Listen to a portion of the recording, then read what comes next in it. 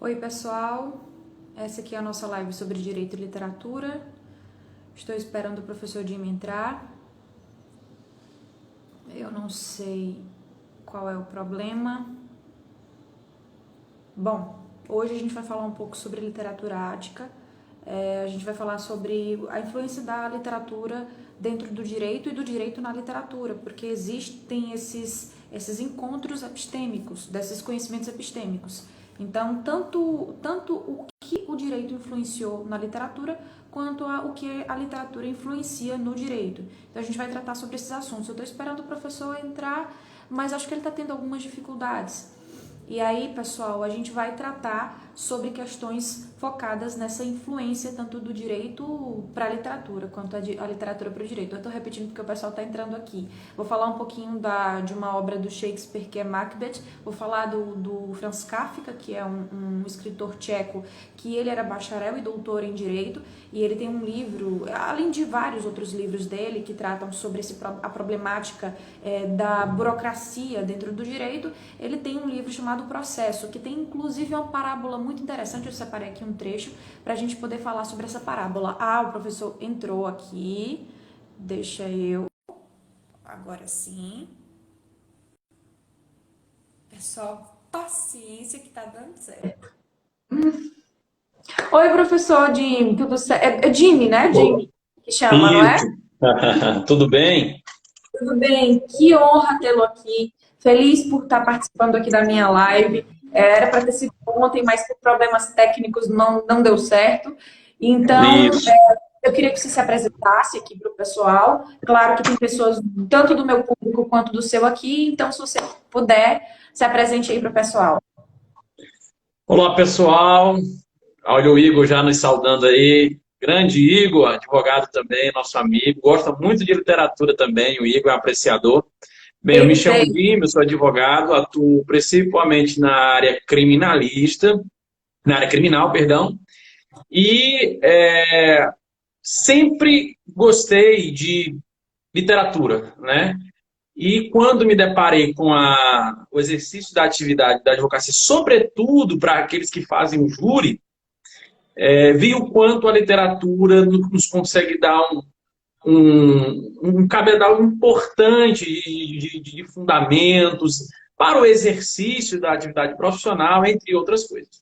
Mas, bem, eu sou essa pessoa, um advogado criminalista que gosta de literatura e gosta de quem gosta de literatura. Por isso também aprecio o trabalho da nossa amiga, da nossa colega Cecília, que também é advogada. Muito obrigada. Eu, antes de ser advogada, eu sou professora, mas antes de ser professora e advogada, eu sou apaixonada pela literatura. Isso já vem desde a minha infância.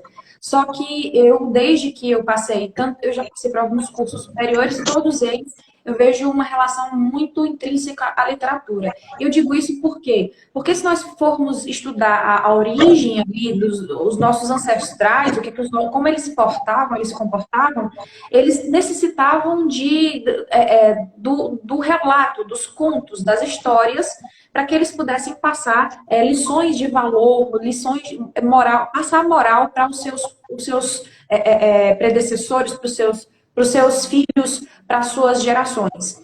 E tanto é que a literatura faz parte do rol dos conhecimentos que nós precisamos ter para os estudos liberais. E quando eu falo de Sim, estudos liberais, não é liberalismo no sentido político, mas é sim, entender o homem diante do mundo, compreendendo o seu passado e compreendendo aquilo que é de tradição, o que vem de tradição do passado e que precisa ser perpetuado. O sim, crítico literário Northrop Frye, ele diz que enquanto a ciência evolui, a literatura não traz nenhum tipo de evolução, porque ela vai tratar de sim, comportamentos humanos e de questões, deixa o professor Jimmy se organizar. Pronto. sim, perfeito.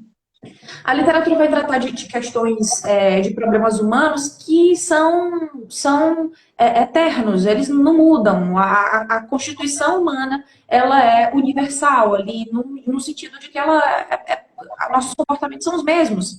E por isso a gente vai falar, por exemplo, de alguns, de Macbeth, por exemplo, de Shakespeare, que traz um enredo em que ele vai tratar sobre comportamentos, vai ter um regicídio ali na história, mas são comportamentos de quando o indivíduo chega ao poder ou ao nível de vontade que ele quer, aquele objetivo final que ele quer, e depois de tanto sonhar, de tanto desejar, de passar por cima de tantas pessoas, ele acaba, ao conquistar, sentindo um certo vazio. E esses sentimentos são comuns. O direito ele necessita entender psicologicamente os indivíduos, até mesmo para a gente atuar não só no tribunal do júri, como para a gente atuar de forma, como juristas, não interessa se advogados, juízes, promotores, mas para a gente atuar de uma forma mais abrangente. A gente precisa entender o comportamento humano. Tanto é que uma das cadeiras do curso de Direito é Psicologia Jurídica, por exemplo. Mas vou deixar um pouquinho a fala para você aí.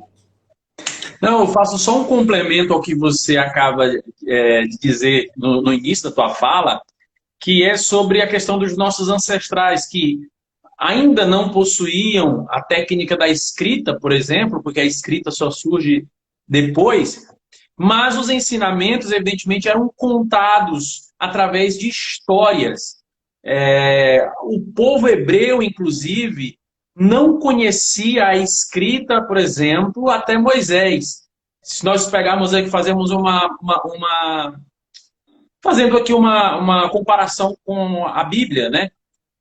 Nesse momento, se pergunta como então Deus se comunicava com o seu povo naquela época, de que maneira os ensinamentos, aquela verdade divina era transmitida às pessoas e às gerações seguintes. Ora, eram os pais, eram os avós, eram os anciãos que contavam histórias aos seus descendentes, aos seus filhos, aos seus netos, aos seus bisnetos, e transmitiam lições. E aí eu fecho aqui com um comentário. O que é literatura se não saber contar história? E aí faço o link com a advocacia. Se você, por exemplo, faz uma petição inicial, sempre dizem isso no curso de Direito. Juiz não olha a parte do direito, porque tem fato, direito e pedido. Juiz não olha. Ele só olha os fatos, porque do direito ele já sabe, da legislação ele já sabe. Ele quer que você conte a história, e ele ali você contando a história, ele já vai inferir se você tem direito ou não. E aí vai para o pedido. Então, a mesma coisa, o bom advogado tem de saber contar a verdade da sua história na sua narrativa. Isso é literatura. Isso é o que a vida humana, ou a vida em sociedade humana, sempre nos trouxe, como você acabou de dizer. Não é algo que muda com o passar dos dias, mas é algo eterno. Desde Adão, para pegarmos aqui uma erupção bíblica, né? Eu já estou falando aqui da Bíblia, mas poderíamos falar de outros povos, até nós. É saber contar histórias. E os dramas humanos também são os mesmos. E por isso, não há necessidade dessa renovação. A literatura, na verdade, ela só se renova na forma de contar este mesmo drama, talvez poderíamos dizer assim. Mas o cerne, o objeto dela é o mesmo. É sempre o mesmo. A gente discute muitas vezes o que se fala quando estuda a relação entre direito e literatura é se qual o tipo de influência da literatura com o direito ou do direito para a literatura. Se existe influência dentro do direito para a literatura, da literatura para o direito. Se a gente for pesquisar de maneira mais aprofundada, a gente vai ver que existem essas duas relações nesses dois campos epistêmicos, que no caso são dois campos de conhecimento. Existe sim obras literárias que são influenciadas pelo próprio direito e existe a literatura influenciando também o direito. Então, assim, a gente percebe que alguns operadores, alguns juristas, eles se baseiam, por exemplo, na retórica aristotélica, mas eles se baseiam principalmente numa retórica literária, como, por exemplo, o Aristófanes, lá na literatura ática, ele traz em As Vespas algumas críticas a julgamentos, por exemplo. Então, assim, essas obras mais antigas, elas vão dar um certo respaldo para essas sustentações, essas petições, produções de petições, por exemplo. Agora, Uhum. eu queria deixar claro aqui que a gente pode aprender o jurídico na literatura, tanto na literatura de ficção, quanto aprender, por exemplo, aprender o jurídico na literatura de ficção como, por exemplo, tem algumas obras, eu até separei aqui alguns tópicos delas para eu não esquecer, que eu tenho Machado de Assis com Esaú e Jacó. Esaú e Jacó, a gente traz um enredo ali sobre... Ele traz algumas críticas e oposições entre República e Império, por exemplo. Nós temos o Juiz de Paz da Roça de Martins Pena, que ele faz uma certa chacota ali ao magistrado leigo de interior. Então, nós começamos a perceber, dentro dessas literaturas, que existe uma forte influência, sim, do direito na literatura. Só que, se a gente for aprofundar estudos, nós vamos encontrar os dois lados. O problema é que, atualmente, no nosso sistema de ensino, no nosso sistema jurídico, por exemplo, brasileiro, nós temos um legado muito mais positivista e tecnicista, o que nos afasta desse intercâmbio de conhecimentos entre direito e literatura, por exemplo. Eu já vejo fraqueza, por exemplo, que eu acho extremamente importante o direito com a filosofia. E eu já acho muito fraco essas pesquisas e estudos na filosofia do direito, a relação da filosofia do direito. Imagine que sai literatura com direito. E eu separei um trechinho aqui do Franz Kafka, que tem um livro, eu acho importante. Quem é da área do direito tem obrigação de ler o Processo do Franz Kafka, que é uma obra o Franz Kafka era formado em direito, bacharel em direito, era doutor Isso. em direito, e ele vai escrever a obra pensando nas críticas que ele faz da vivência ali do direito.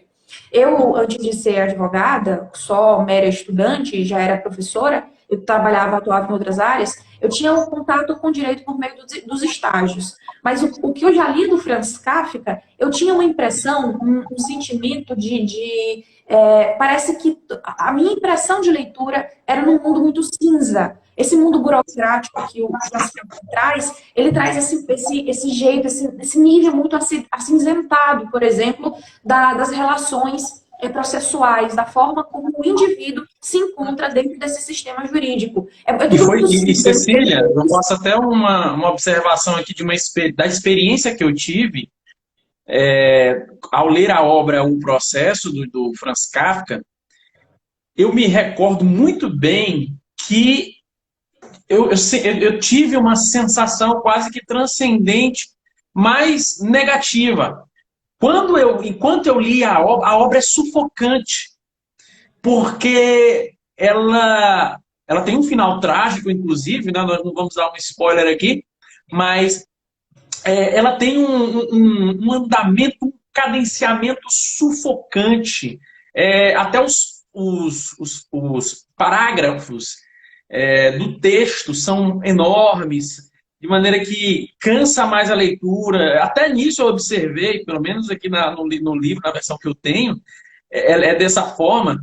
E a expressão processo kafkaniano ou kafkiniano, que toma de conta, inclusive, do vocabulário jurídico de algumas pessoas, é nascida desse livro. Quem puder ler essa obra é muito importante, porque você vai entender, como a Cecília acaba de dizer, sobre a burocracia do Estado, da administração pública. Cecília, por favor.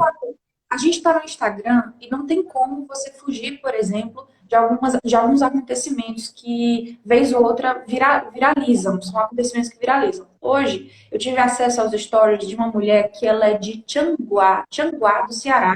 Eu não sei se você viu o caso, está repercutindo na internet. E ela estava passando por um processo de adoção. Ela tinha feito um curso lá no Ceará eles fazem, eu não sei como é que está sendo aqui, eu não acompanho, eu não atuo muito nessa área, não sei como é que está acontecendo por aqui. E aí, lá ela fez um curso, não recebeu o certificado, ela tinha demorado a receber o certificado. É um curso ministrado pelo próprio sistema judiciário, para quem deseja adotar. E aí ela, de repente, recebe uma notificação de que ela vai participar de uma primeira audiência para ter contato com um bebê que estava disponível ali, já que ela estava na fila de espera. E aí, o que foi que aconteceu?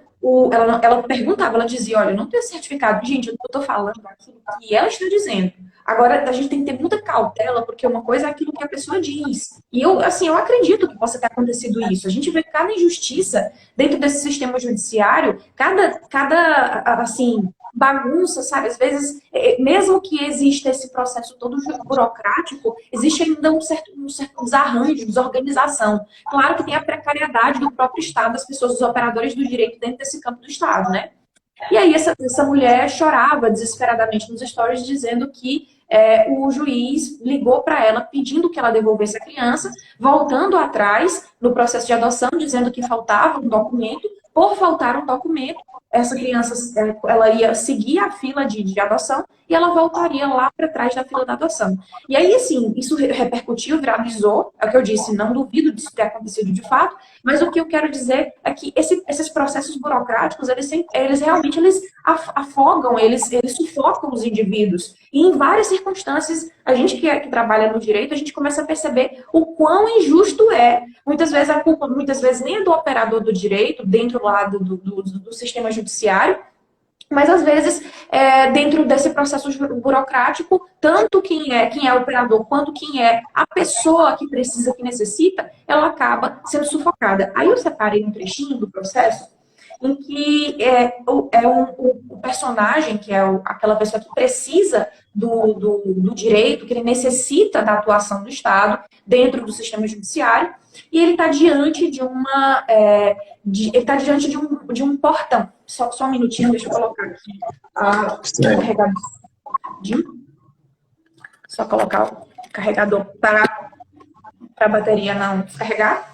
Aí eu queria só ler esse trechinho aqui. Ele fala bem assim, da obra ao processo. Ele diz assim, diante da lei está um porteiro, um homem do campo. O homem do campo é aquele que precisa da lei, ele que vai atrás, ele precisa resolver o seu problema. Diante da lei está um porteiro. A lei é como se fosse ele coloca a lei, que é uma palavra em sentido abstrato aqui, mas como fosse algo palpável, como se fosse uma casa. Ele usa aquela casa, aquele grande instrumento de casa ali como lei, ele coloca ali.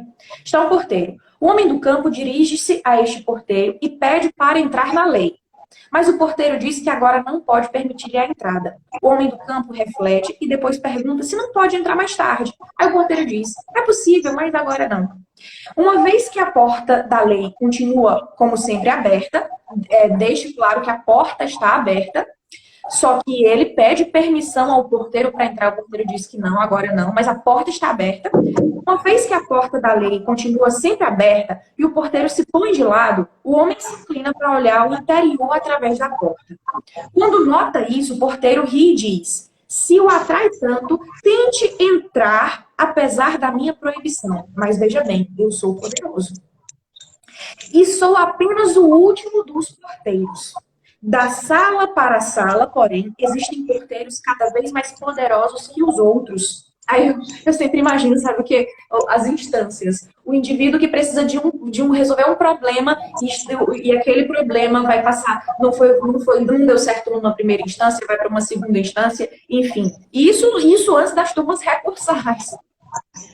O homem, nem mesmo eu posso suportar a visão do terceiro. Aí ele continua. O homem do campo não esperava tais dificuldades. A lei deve ser acessível a todos e a qualquer hora, pensa ele. Mas agora, no entanto, ao examinar mais de perto o porteiro, com o seu casaco de pele, o grande nariz pontudo e a grande barba tártara, rala e preta, ele decide que é melhor aguardar até receber a permissão de entrada. E eu só mais um trechinho aqui para vocês entenderem que esse é o sofrimento do homem do campo diante daquela porta da lei. O porteiro lhe dá um banquinho e deixa-o sentado lá da porta. Ali fica sentado dias e anos. Aqui é aquele mero exemplo, aquele caso de processos que tramitam anos e anos e anos e não se resolve, e o indivíduo está ali a depender desses processos. Ele faz muitas tentativas para ser admitido e cansa o porteiro com seus pedidos. Muitas vezes o porteiro submete o homem a pequenos interrogatórios. Pergunta-lhe a respeito de sua terra, de suas muitas outras coisas, mas são perguntas indiferentes, como as que costumam fazer os grandes senhores, e no final repete-lhe sempre que ainda não pode deixar entrar. Parece até que não é um ser humano que você está lidando ali. Então, a forma como o porteiro lida, o porteiro aqui a gente pode encarar, não é como aquele porteiro quando a gente entra numa sala ou dentro de um prédio judiciário, não. Aqui o porteiro pode ser encarado justamente como o operador, que é insensível àquela pessoa que está ali. Mas esse é o grande, Cecília, a meu sentir, eu acho que esse é a grande lição da obra, dessa obra do Kafka, e que você acaba de pontuar precisamente. A burocracia, o engessamento, essa tara de controle do Estado e de vigilância do Estado sobre o homem, ela retira a humanidade desse homem, ela lhe retira a dignidade, porque ela acaba lhe objetificando. Se ela começa a te tratar de uma forma a sempre dificultar, por exemplo, um pedido seu, desconfiando de algo, e aí, porque ela desconfia, essa administração requer um documento, requer outra coisa, e começa a inventar e a criar empecilhos que para ele seria uma espécie só de controle, para melhoria da situação, mas para o indivíduo não é. Porque o indivíduo, quando ele clama diante do Estado alguma providência, ele não pensa em papel, ele não pensa em documento, ele só olha para a sua dor, ele olha para a sua dor e olha para quem pode lhe ajudar, tão somente. E olha E ele quer só, uma resposta. olha como Kafka ele é bem preciso na hora de falar do problema da burocracia, do homem. Aqui quem está entrando agora, eu estou falando um trechinho da obra O Processo do Kafka, onde eu estou tratando do porteiro que está impedindo ali a passagem do homem do campo para adentrar na lei. E aí ele cansado já, esse homem do campo cansado, olha o que ele faz. O homem que havia se equipado para a viagem com muitas coisas, a viagem para ficar lá na porta, ao pé da lei. Lança mão de tudo, por mais valioso que seja, por exemplo, princípios, para subornar o porteiro. Então aqui ele decide que vai subornar o porteiro porque ele já não aguenta mais esse nível de espera por anos e anos na porta da lei. Este aceita tudo, mas sempre dizendo, olha só, eu só aceito para você não achar que deixou de fazer alguma coisa. Aí ele continua, o narrador continua. Durante todos esses anos, o homem observa o porteiro quase sem interrupção. Esquece os outros porteiros e este primeiro parece-lhe o único obstáculo para a entrada na lei. Nos primeiros anos, amaldiçoa em voz alta o acaso infeliz. Mais tarde, quando envelhece, apenas resmunga consigo mesmo. Ele envelhece ali diante da porta da lei.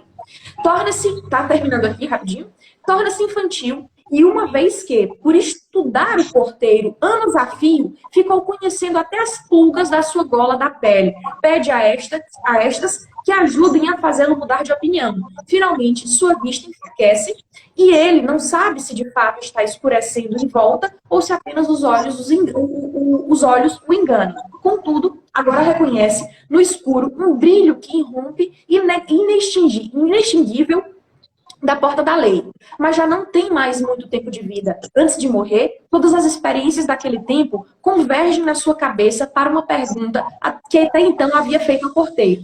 Faz-lhe um aceno para que se aproxime, pois não pode mais endireitar o corpo enrijecido. O porteiro precisa curvar-se profundamente até ele, já que a diferença de altura mudou muito em detrimento do homem. O que é que você ainda quer saber? Pergunta o porteiro. Você é insaciável. Aí o que é que diz o homem? Todos aspiram à lei, diz o homem. Como se explica que em tantos anos ninguém além de mim pediu para entrar? O porteiro percebe que o homem já está no fim e para ainda alcançar sua audição em declínio, ele berra, porque o indivíduo já estava velho e surdo. Ele berra, aqui ninguém mais podia ser admitido, pois esta entrada estava destinada só a você. Agora eu vou embora. E fechou.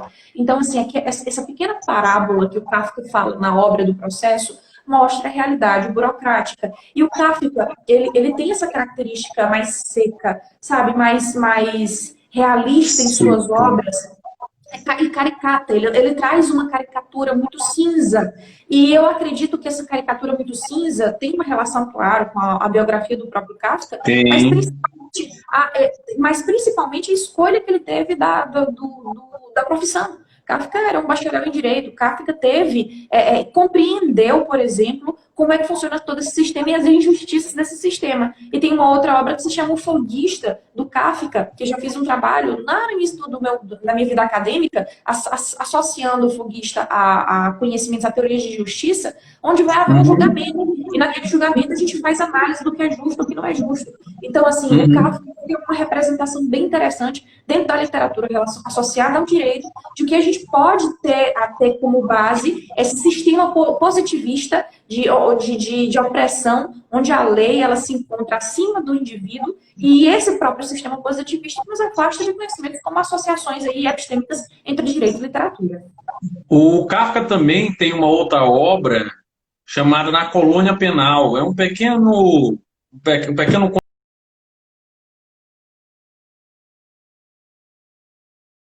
narrador se detém a descrever a máquina que pune o homem, a engrenagem que pune o homem e quem será a pessoa que irá manusear essa máquina para punir aquele que cometeu o delito. E é muito interessante porque ele entra nesses detalhes e você começa a perceber, rapaz, o Kafka quer justamente aqui fazer uma crítica ao sistema punitivo, quando esse sistema punitivo deixa de olhar para o indivíduo, para aquele que está sendo penalizado.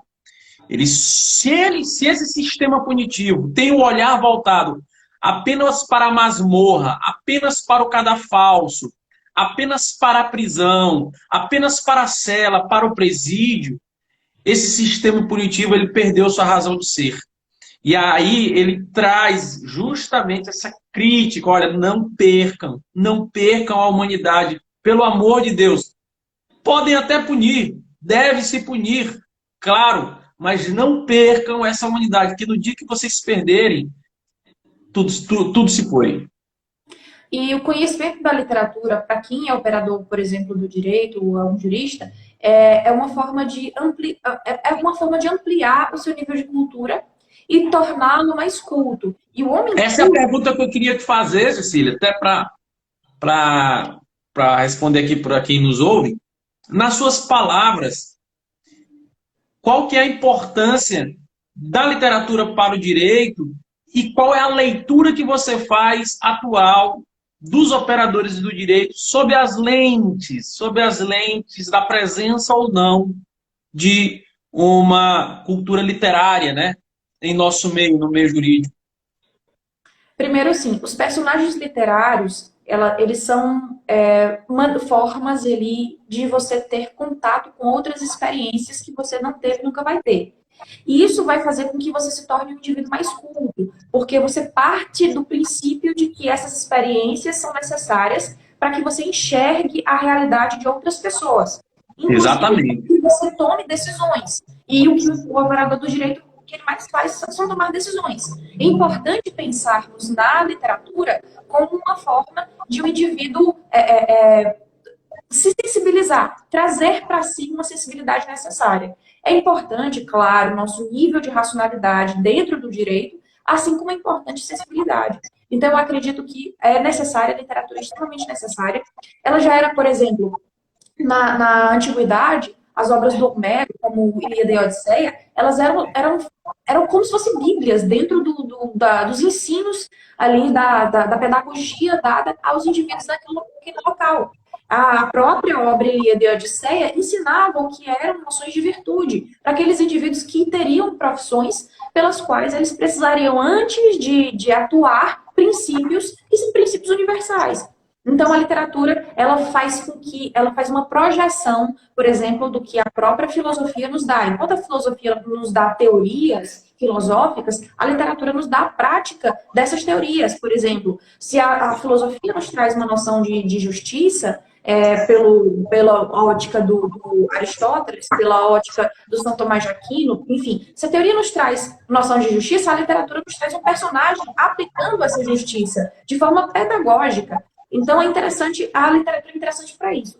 Mas não só para nós termos noções de virtudes, por exemplo. A literatura nos traz a capacidade de produzir storytelling, por exemplo, que foi o que você falou. Como é que eu vou produzir narrativas? Como é que eu vou narrar uns fatos? Como é que eu vou interpretar também fatos? Por exemplo, eu preciso ler um processo extenso para um tribunal de júri, eu preciso ler um processo para tomar uma decisão, ou então eu preciso ter um processo para fazer uma defesa, e para isso eu preciso fazer interpretações. Eu preciso analisar quais possíveis interpretações eu posso tirar daqui. E a literatura nos faz justamente exercitar a capacidade interpretativa. E quem está trabalhando, por exemplo, com narrativas humanas, precisa conhecer variedades de narrativas que estão dentro do campo da literatura. Eu faria aqui até um acréscimo, que você tocou no ponto, mas em outras palavras, talvez. A literatura ou o domínio mediano que seja da literatura, ele te ajuda ao que, numa entrevista em 1999, no Roda Viva, ela está até disponível na internet, quem tiver interesse, é uma entrevista do saudoso professor Miguel Reale, que foi um dos maiores juristas, tá? Certamente o Miguel Reale está entre os 3 maiores juristas aí no seu campo, na história do direito brasileiro. E nessa entrevista ele diz o seguinte: naquela época, em 1999, o entrevistador pergunta para ele, mas, doutor Miguel Reale, me diga, o que está acontecendo com os cursos de direito? O que está acontecendo? Há uma defasagem no ensino, nós estamos percebendo que a cultura jurídica está em declínio. O que é isso? O que é isso? Aí ele responde o seguinte: olha, eu poderia dar muitas respostas, mas o que falta hoje ao operador do direito, ele diz assim, é o domínio da linguagem. E esse domínio da linguagem, evidentemente, nós não alcançaremos sem literatura. Não adianta um advogado pensar que ele escreverá bem, que ele falará bem, e essas são as duas formas dele utilizar seu instrumento de trabalho, que é a palavra falada e a palavra escrita. Ele não conseguirá fazer isso sem um domínio mediano da literatura. Evidentemente que você pode até ganhar dinheiro numa determinada causa que chega, mas você deu sorte, não precisou tanto, e você se utilizar aí de uma cultura literária, mas certamente a tua carreira ela não será uma carreira profícua dentro do direito, ela não será uma carreira que terá uma duração um pouco maior. Então, eu, hoje, por exemplo, acho muito estranho que no curso de Direito, que foi um curso que reuniu as mentes voltadas às ciências sociais do passado em sua inteireza, em sua completude, acho muito estranho que muitos não têm sequer conhecimento. Se você fala de obras conhecidas da literatura brasileira, eles não sabem o que existem essas obras, não têm conhecimento, quanto mais terem lido. Isso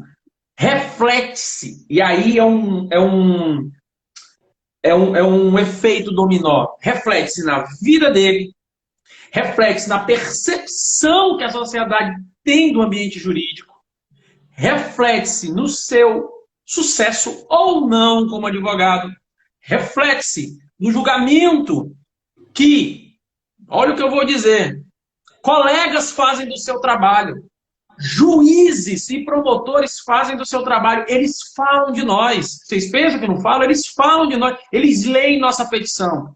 E no dia que eles leem uma petição mal escrita, eles comentam com o assessor, que comenta com o secretário judicial, que comenta com os outros.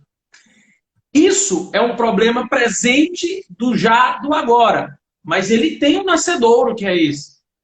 No momento em que, no curso de Direito, ou não vou dizer nem no curso de Direito, um pouco mais longe, nas nossas escolas, talvez, começou-se a desprezar essa cultura jurídica como algo que realmente deve se buscar, porque isso vai te ajudar, isso é bom, isso é valoroso.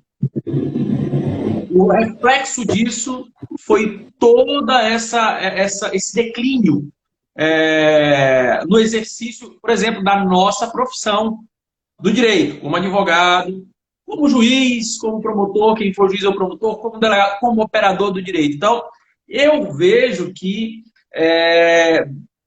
não podemos perder isso. Não podemos perder porque a literatura... Eu quero até te fazer dar um testemunho rápido aqui. Eu, diversas vezes no Tribunal do Júri, me utilizei de algumas passagens literárias para poder alcançar o campo imaginário do juiz leigo, que é o jurado. O jurado não tem conhecimento da lei. O que ele tem conhecimento? Ele tem conhecimento de uma história. Se eu disser para ele, por exemplo, eu quiser falar para ele sobre o que é vingança, ele vai querer que eu dê um exemplo sobre o que é vingança. Evidentemente que a palavra ele conhece, ele sabe, mas para que eu possa tomar de conta da sua atenção, para que eu possa ocupar a mente dele no momento em que falo, eu preciso saber narrar algo que conte uma vingança, por exemplo. Então, nada melhor, é muito melhor, evidentemente, eu utilizar-me de um exemplo literário do que, às vezes, eu tentar ali de inopino criar um exemplo do nada e aí até não conseguir passar a ideia para o jurado. A literatura, ela nos ajuda a expandir essa imaginação. Ela abre, a nossa cabeça, ela abre, ela é um machado que nos corta o nosso crânio ao meio e nos abre para todas essas possibilidades. Isso é maravilhoso e as pessoas estão perdendo isso. Profissionais da advocacia criminal, da advocacia civil também, etc, etc, etc. Não podemos perder. Isso implica, volto a dizer, até numa perda profissional dentro do direito. Tem uma pergunta aqui do Clube Epimoni, desde já um beijo para o pessoal do Clube Epimoni. Eu estou acompanhando eles aqui com umas leituras e estou devendo aqui alguns áudios para eles. Eu já estou me culpando aqui falando aqui das minhas dificuldades, mas rapidinho ele fala bem assim, quando você diz domínio da linguagem, está se referindo à gramática, à retórica, as duas. A gramática, para você interpretar os textos, é preciso o domínio da gramática. E a retórica também é necessária para que você possa produzir os seus discursos. E a literatura, ela é vamos dizer, uma base para esse conhecimento, essa difusão e essa experiência com o processo da retórica. Embora, claro, não só a literatura, nós temos outros elementos aí filosóficos e gramaticais para o processo de retórica, mas é importante sim também a literatura nesse campo aí. E importante por quê? Porque nós vivemos hoje, como diz o Nietzsche, não é? Numa cultura alexandrina, filisteia. Por quê? Porque a gente fica se alimentando de informações, claro que a realidade do Nietzsche era outra, só que o que se potencializou hoje é que a gente vive de informações muito rápidas, do fast food de informações. E a gente não quando eu digo a gente coloca generalizando a sociedade atual, a conjuntura social. A gente não se volta aos conhecimentos que são conhecimentos sólidos. Como eu disse anteriormente, o que o Northrop Frye vai dizer é que nós não temos uma evolução dentro da literatura, evolução no sentido de que não é ciência. Então, se existe ali uma tradição literária, é importante que nós possamos ter contato com essa tradição literária, até mesmo para nos desenvolver, para que a gente possa desenvolver nossas opiniões. Que, como diria Nietzsche, já que a gente fica nesse... ele não falou a palavra fast food, obviamente, mas ele falou de uma cultura finisteia, não é? A cultura alexandrina, de captar ali um conhecimento geral, por exemplo, as pessoas estão envolvidas no conhecimento geral, elas acabam se perdendo nisso, e com isso nós não temos profundidade. E a falta dessa profundidade de conhecimento faz com que nós tenhamos problemas, inclusive dentro de uma área importante, que é a área jurídica, que dela dependem todos os indivíduos que estão envolvidos. Eu não conheço uma pessoa que nunca precisou do sistema judiciário. Nunca conheço, não conheço, não existe ninguém que nunca... Até para morrer. Oi? Até para morrer você precisa. até para morrer. Para nascer, a gente precisa, para morrer, a gente precisa. Então, eu conheço uma pessoa que não prestou do sistema judiciário e eu acredito ali que a maioria das pessoas que eu conheci também tiveram problemas nesse mesmo sistema judiciário, dentro do sistema, por exemplo, dentro das questões mais imundas e corruptas, porque a gente está lidando com seres humanos ali dentro. São seres humanos que fazem com que a máquina burocrática desse sistema judiciário funcione e que eles, por não ter nenhum caráter e o senso de justiça, não estou dizendo que são todos, mas parte deles acabam cruzando os braços ou então prejudicando pessoas por interesses muito particulares, por interesses escusos. E aí o Vitor está aqui perguntando o que vocês fizeram, o que fizeram vocês escolher o curso de Direito. Pergunta de alguém que está prestando vestibular ano que vem. Ô, Vitor, minha gente, vez ou outra alguém fala bem assim, olha, eu vou escolher Direito graças a você. Eu não sei se eu fico me sentindo culpada, vou mentir. Eu não vou mentir. Porque desde que eu sou professora, tem alunos que vão para o campo de letras, tem alunos meus que disseram, eu vou fazer letras, professora. Eu disse, você tem certeza? Vou, professora, desde que eu comecei a ler, por indicação sua, eu quero fazer letras. E tem alunos que querem fazer direito, porque eu também falo em sala de aula das minhas experiências, e são alunos de ensino médio. Mas, assim, eu me sinto culpada quando alguém me diz aqui que vai fazer direito porque viu material meu, gostou, se sentiu incentivado. Mas o que me fez, eu vou dar meu depoimento, o que me fez escolher o direito foi porque eu gosto de estudar. Eu acho que foi isso. Eu gosto de De minha estudar parte, porque... eu escolhi o direito porque eu, eu vi na antiga clínica dos acidentados aqui na minha cidade, eu vi um homem saindo de uma sala lá com uns ferros enfiados na sua canela.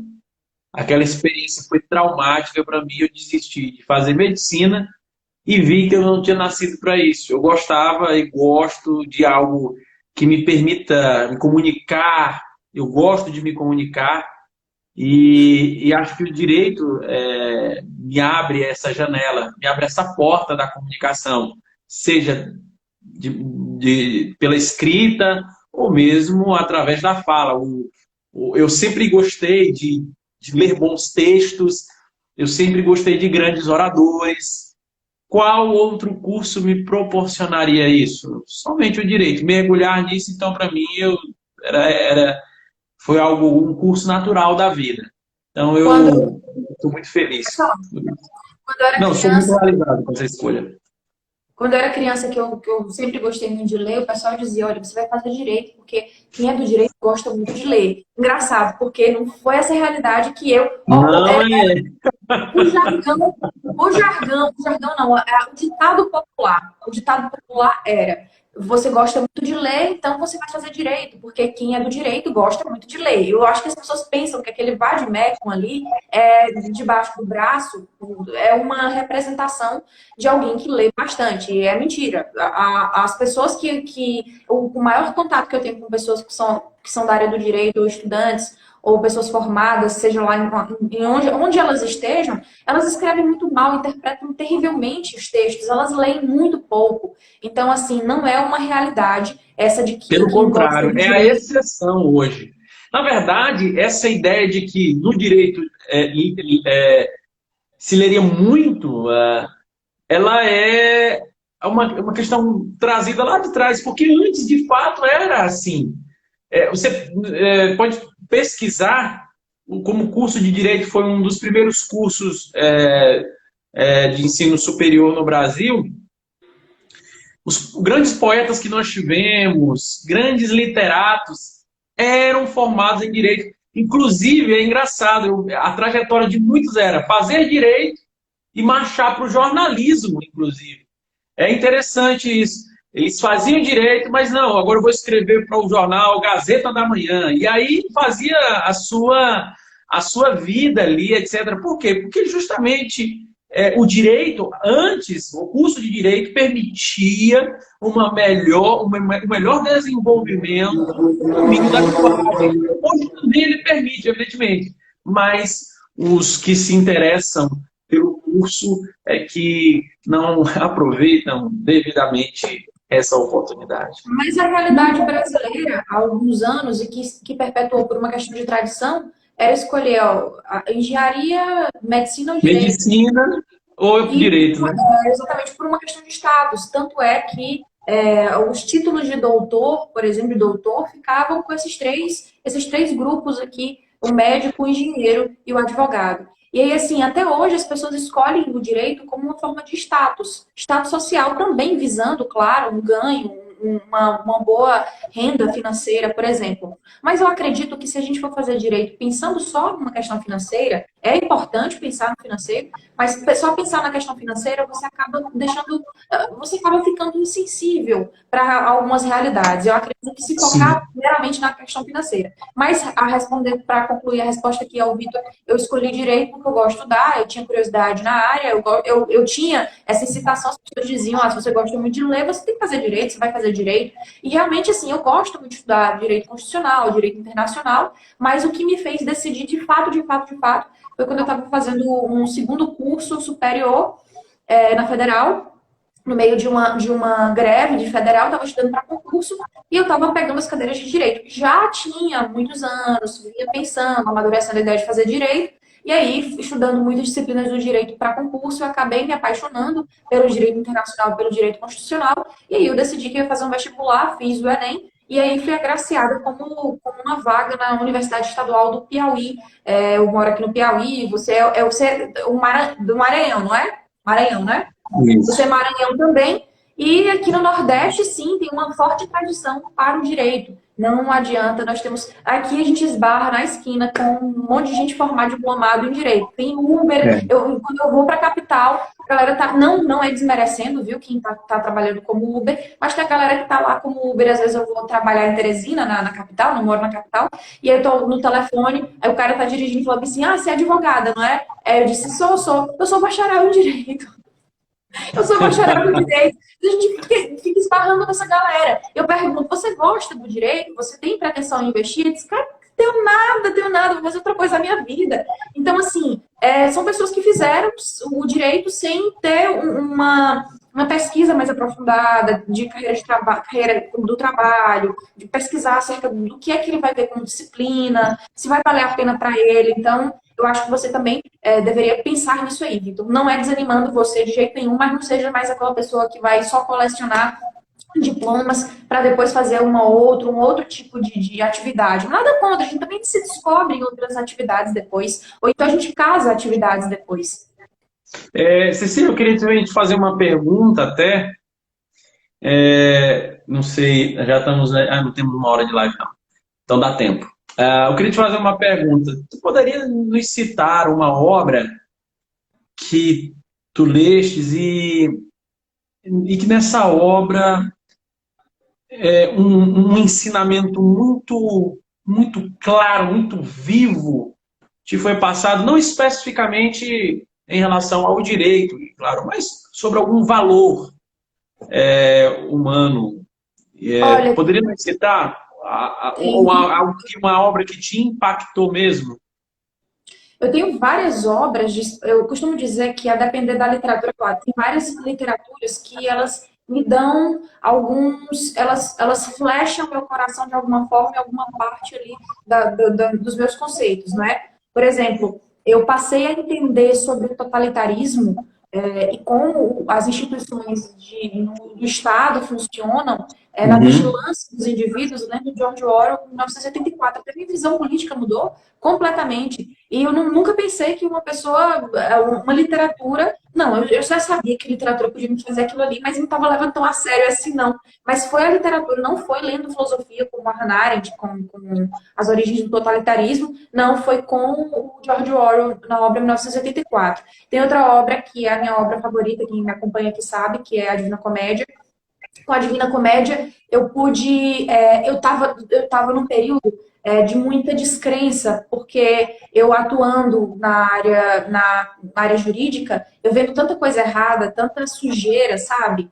Às vezes dá vontade eu sou muito colérica, dá vontade de me revoltar, sabe? De me explodir. Algumas vezes eu tentei me explodir e um delegado já tinha falado para mim, olha, Cecília, vai com calma, doutora, vai com calma, porque, ó, às vezes, se acontecer alguma coisa com a gente se encontra ali e encontram a gente num saco preto por ali, numa vala, vai ter só uma notazinha. na internet, no jornal, nos homenageando, depois todo mundo esquece, então a gente tem que cuidar da nossa vida.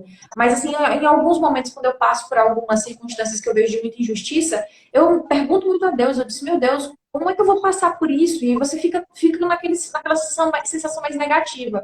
E a comédia do Dante Alighieri, que é a Divina Comédia, né, chamada também Divina Comédia, ela me deu um pouco mais de visão de que mesmo passando por essas bolgias do inferno, porque eu associo muitas vezes a essas experiências infernais, por exemplo, dentro do sistema judiciário, passando por essa bolgia, o que eu preciso? Eu preciso só me aprofundar na minha fé e continuar trabalhando, mesmo que eu esteja ali remando contra a maré, nadando contra a maré, mas eu não posso desistir, me tornar tão descrente assim, a ponto de desistir de tudo, por exemplo, que às vezes dá uma vontade de desistir, sabe? É que você vai descobrindo ali algumas sujeiras e o teu próprio cliente acaba não sendo tão sincero assim. E às vezes eu já topei com alguns clientes bem mentirosos, a gente sabe que o cliente às vezes pode vir a mentir. Eu tive péssimas experiências nesse sentido, mas enfim, a obra do Dante Alighieri me ajudou. Tem a obra também do Victor Hugo, que é Os Miseráveis. Com Os Miseráveis, a gente vai tendo um pouquinho mais de sensibilidade para as pessoas que moram, que vivem uma vida de miserabilidade. Mas nos Miseráveis, particularmente, o personagem que eu mais criei um certo carinho e eu repensei assim, certos comportamentos de delinquência, por exemplo, foi o Alyosha, se eu não me engano, é o nome já está com tanto tempo que eu li a obra, mas não O foi Alyosha, mas o Alyosha não é do Dostoiévski, dos irmãos Não, Karamazov? não, eu acho que não. Ai, meu Deus, agora eu me confundi. Não, Eu acho que é. eu Mas tudo tenho bem.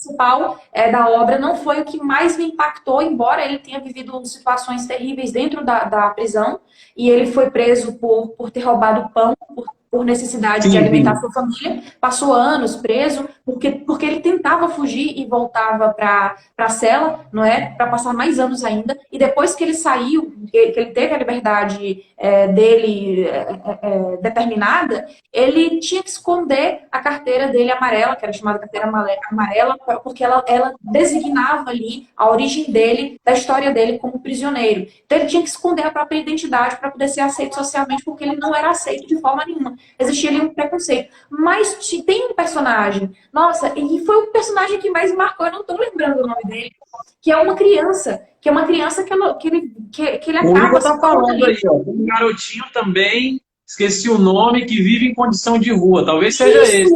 Isso. Eu lembrei foi de um personagem de Galioche, é porque o nome dele é um nomezinho esquisito. Mas Eu esse acho que cara, eu lembro dos irmãos Karamazov, pois é, eu tô lá no Centro dos Cramados.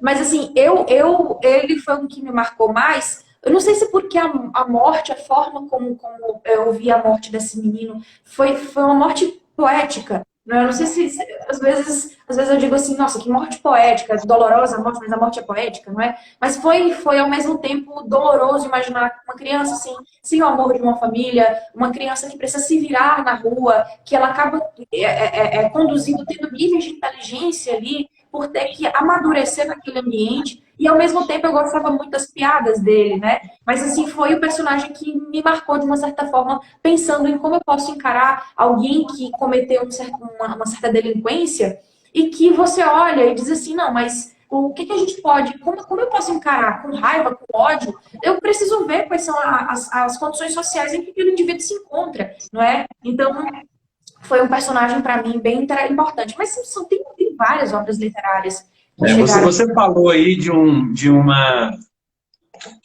exemplos. Eu me lembro aqui dessas últimas, lembrando aqui das últimas obras que li. Confesso que tenho lido pouco por causa do trabalho, né? Eu tenho lido também muito livro técnico, etc. Mas eu me lembro de uma obra que me impactou muito. Foi uma outra obra do Victor Hugo, a última obra que o Victor Hugo escreveu, que já velho, acho que é uns 80 anos, que foi Os Trabalhadores do Mar. Essa obra me impactou bastante porque é como se ela me reacendesse o senso quase cego do dever do homem, né? A maior parte da obra, o personagem principal passa no mar tentando retirar o navio que lá está encalhado. E só que ele faz tudo isso, ele aguenta o sol, o frio, e todas as agruras dessa aventura dele, por causa da promessa de um determinado senhor, que é o dono do navio, que disse que daria a filha dele como esposa para a pessoa que conseguisse retirar o navio dele daquele local. E o final é absolutamente impressionante. Eu não vou dar o spoiler aqui, mas o final do livro é algo que eu me emocionei. Foi um dos poucos livros que eu me emocionei, assim, cheguei realmente a lacrimejar. E nesse livro eu cheguei a lacrimejar, porque ele tem um final tão impressionante, mas ele retrata justamente, às vezes, essa injustiça que nos acomete. Todos nós nos propomos a fazer algo, buscando ganhar algo, buscando atingir algo. Mas a vida ela não é perfeita. E se por um acaso nós tivermos nós não ganharmos, não auferirmos aquilo que estamos pretendendo a partir daquela nossa atividade, como encarar a vida a partir de então? A vida se acaba, a vida termina, né? O senso de dever ele precisa ser é, ele precisa ser instigado mais em nós. Hoje as pessoas são muito utilitaristas, né? Elas não encaram o seu senso de dever, desde arrumar a cama, a ir para o trabalho no horário correto, elas não encaram isso como um valor que as mantém de pé, que as, inclusive, renovam e florescem a sua dignidade. Elas não enxergam isso, porque muitas vezes a monotonia, o cotidiano, tendem a nos cegar para ver um valor dentro dessa atividade. E um outro livro também, que é de um autor francês, que é do Alexandre Dumas. Eu também fui muito impactado com esse livro, porque eu li ele rápido, acho que em 4, 5 dias, porque eu passei o tempo todo lendo ele. Foi o Conde de Monte Cristo. Tem até o filme, né? E essa obra também me impactou assim positivamente, porque quando eu termino de ler o livro, e aí essa questão da literatura, ela é maravilhosa, porque pelo menos quando terminei de ler esse livro, eu parei um pouco e fiquei pensando, meu Deus, como que uma história como essa pôde ser criada pelo homem? Porque você tem a impressão que é algo divino até. Não tem como você conseguir criar todas aquelas relações. Eu me lembro que eu tive essa sensação quando eu li O Senhor dos Anéis, um volume único. Eu li todo ele, um volume único. Eu passei assim, umas 3 semanas lembrando, porque o Tolkien descreve o mundo que ele criou. O Tolkien, não sei se você já leu O Senhor dos Anéis, já, né? Então você sabe que ele criou um mundo, ele criou um idioma, ele criou raças, enfim. Ele cria tudo aquilo e numa linguagem figurativa, ele é o Deus daquela humanidade. Porque ele cria, ele dá o destino para os seus personagens e tudo mais. Mas nessa obra, ele trata sobre a vingança do personagem principal, né? Esqueci agora até o nome dele. Do personagem principal do Monte Cristo. E ele trata... Dante. Dante. Edmond Dante, lembrei. Edmond Dante. E aí, depois que ele conclui a sua vingança, ele termina infeliz. É diferente do filme. Ele termina amargurado. Evidentemente que ele propõe-se a ser Deus naquele momento, quando ele diz assim, olha, eu quero punir o ímpio, mas eu quero agraciar o justo. Aqueles que foram justos comigo, eu quero agraciar. Mas aqueles que foram ruins comigo, aqueles que me traíram, me deixaram 14 anos na prisão indevidamente, ilegalmente, injustamente, esses eu quero punir. E Deus me deu as condições agora de traçar toda essa punição. E ele pega e faz. Mas no final do livro, ele, ele não termina feliz. Ele não termina com a mulher que ele ama e que ele amou. Ele sai daquela. Ele viaja para uma outra, né, a mulher que ele escolheu para ficar. É algo diferente do filme.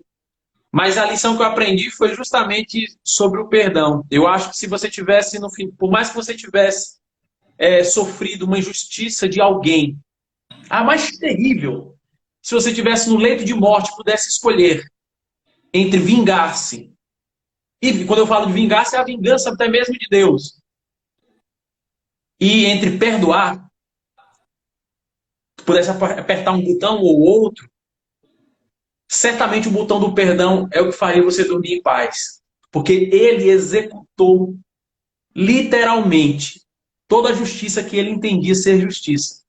Mas o seu coração não esteve em paz. Somente se ele tivesse perdoado. O Freud, ele tinha uma paixão pela literatura shakespeariana.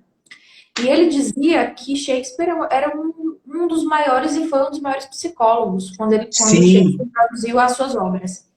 E quando você fala sobre o Dante chegar ao êxito, a cumprir ali a sua vingança, aquela noção de justiça que ele tinha, e chegar depois disso, alcançar essa vingança e se sentir muito mal por isso, depois de concluir tudo o que ele disse que era necessário concluir, o Freud, analisando as obras do Shakespeare, por exemplo, o Macbeth, que tem essa ideia de você alcançar a todo custo aquele objetivo e chegar lá, Freud chamava isso a chamada ruína do êxito. Ou seja, o indivíduo chegou ao êxito daquilo que ele desejou, só que ele se sentiu muito mal, insatisfeito. Ele passou como um rolo compressor por tantas pessoas, não é? Em tantas situações, mas quando ele alcançou ali, por exemplo, em Macbeth, nós temos o indivíduo casos de regicídio até chegar ao poder, e quando chegou ao poder, se sentiu assim muito mal, vazio, a chamada ruína do êxito. Mas é interessante como a literatura ela é tratada e ela é experienciada para várias áreas, ela é intercâmbio de várias áreas, não só do direito, como, por exemplo, a psicologia. Mas eu acho que nós temos um problema no Brasil hoje, que é ainda não valorizar a cultura literária no campo do direito, porque eu acho que ela não só sensibiliza o jurista, como ela também faz com que o jurista tenha um nível de erudição muito maior, e um nível de cultura maior, um nível de sensibilidade maior, um nível ele pode ter uma noção melhor de justiça. Não adianta aquele jurista, aquele aluno de direito apenas ler Aristóteles, ler Platão, Sócrates, ler Nietzsche, ler Heidegger. Não adianta ele ler os filósofos e ele se interessar se ele não vai compreender num ponto de vista de uma narrativa. E até para produzir e interpretar as narrativas ao longo da prática jurídica, é necessário também essa experiência imaginativa da narrativa, que a narrativa nos proporciona, que é justamente por meio da literatura. Eu acho que o nosso tempo está acabando já aqui. Isso. Eu quero que você dê aí as palavras, nos proporcione com as palavras finais aí da nossa live. Bem, eu queria só te agradecer pela disponibilidade, pela atenção, pela simpatia, pela inteligência também e pelo trato com a literatura, essa forma tão respeitosa com que você trata a literatura, honrando-a da maneira que ela deve ser honrada. O teu trabalho é um trabalho reconhecido por muitos, e por mim, inclusive. Então, eu quero só te parabenizar por esta oportunidade e dizer que estamos aí, precisando, estamos aqui para contribuir. Ô, Edmil, que eu te agradeço. Eu também valorizo muito o seu trabalho. Eu espero chegar a ser criminalista no seu nível, porque de todas as áreas do direito, uma que tem me atraído bastante é a área criminal, e ela ainda é um pouquinho resistente ao universo feminino, às mulheres, não é? A gente se masculiniza um pouco para poder atuar dentro da área criminal, e é uma das áreas que tem me dado muita alegria, assim, ao atuar, embora seja bem pesada, mas assim, eu fico feliz e honrada pela participação aqui, e eu quero agradecer demais e saber se nós teremos aí futuros debates e embates aqui acerca do direito também Lá a gente vai fazer agora no próximo ano, né? Natal tá bem aí, a gente vai É, descansar para Natal e Ano Novo, mas ano que vem vamos trazer de propostas aqui para a gente falar um pouco mais sobre direito, de literatura também, direito penal, as experiências dentro do campo do direito. vamos. Estou à disposição. Fico no aguardo. Pois, pessoal, eu agradeço a participação de cada um de vocês aqui, fico muito feliz e finalmente nossa live aconteceu, foi adiada de ontem para hoje, mas essa foi um dos melhores debates aqui sobre direito e literatura. Muito obrigada, pessoal. Beijo, beijo, beijo. Tchau, pessoal. Valeu, tchau.